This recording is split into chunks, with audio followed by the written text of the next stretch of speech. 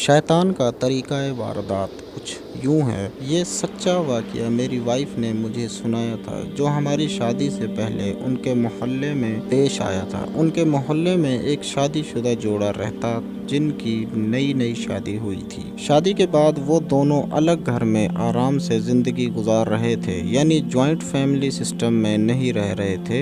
एक दिन किसी बात पर दोनों में झगड़ा हो गया और बेगम साहिबा रूठ कर अपने मायके चली गई। उनके शोहर को इस बात का सख्त अफसोस हुआ। शैतान ने उनको अकेले पर मायूसी की हालत में मुब्तला कर दिया। मशहूर बात है कि खाली जहन शैतान का हेडक्वार्टर होता है। इसके अलावा शैतान का एक नाम इब्लीस भी है, जिसका मतलब है इंतहाई मायूस, यानी वो अल्लाह की रहमत से मायूस रहता है।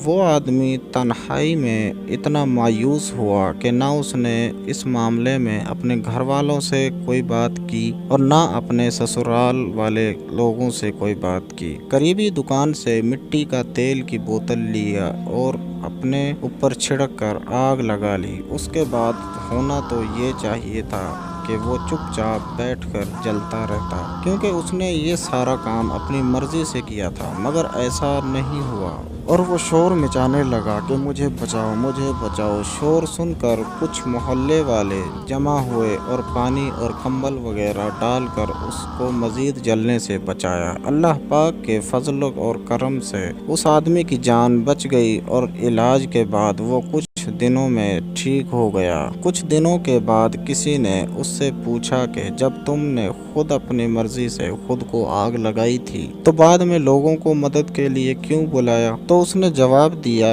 अपनी बेगम के रूठ कर मैके जाने की वजह से वो काफ़ी परेशान था और शैतान ने उस पर मायूसी की शदीद कैफियत तारी कर दी थी और इसी दौरान उसे ज़िंदगी का खात्मा करने का फैसला कर लिया था। मगर जैसे ही उसने खुद को आग लगाई, शैतान ये समझते हुए कि उसने आदमी को पॉइंट ऑफ रिटर्न पर पहुंचा दिया है, उससे अलग हो गया और शैतानी कैफियत के होते ही उसकी अकल वापस आ गई और उसने लोगों को मदद के लिए बुलाया, अपनी जान बचा ली। इस वाक़ये से हमें ये सबक हासिल करना चाहिए कि ज़िंदगी में कभी भी मायूस ना हो और अपने अल्लाह पर हमेशा भरोसा रखें, ताकि मायूसी की हालत में कोई ऐसा कदम ना उठाए जिससे हमें कोई नुकसान पहुँचे और शैतान को खुश होने का मौका मिले। कुरान पाक में अल्लाह पाक का इरशाद है, जिसका मफ़हूम कुछ यूँ है कि अल्लाह ताला की रहमत से तो सिर्फ़ काफिर ही मायूस होते हैं। उम्मीद करता हूँ वीडियो समझ आई होगी। मज़ीद ऐसी वीडियोज़ के लिए हमारे चैनल को सब्सक्राइब करें और बेल आइकन पर प्रेस करें, ताकि नई से नई वीडियोज़ पर वक्त पहुँचती रहें। मिलते हैं एक नई वीडियो के साथ। इजाज़त दें। अल्लाह हाफिज़।